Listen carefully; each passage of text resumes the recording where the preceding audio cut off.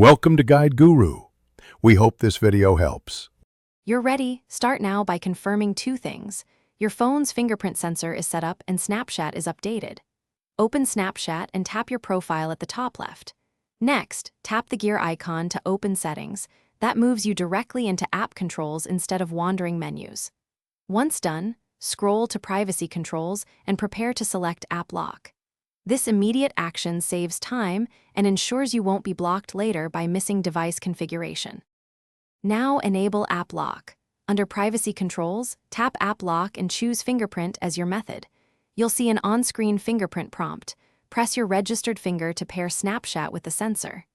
Make sure to confirm the app's requested permissions so fingerprint data can be checked by the OS without sharing it.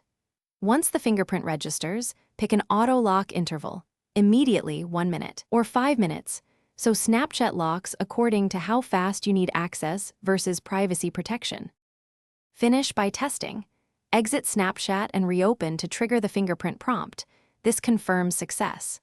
If it fails, re-enroll the fingerprint in your device settings and retry App Lock because small sensor reads or registration errors often cause problems.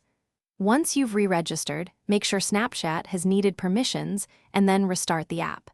If things still go wrong, reboot the device. That clears temporary sensor or permission glitches and usually resolves stubborn authentication failures.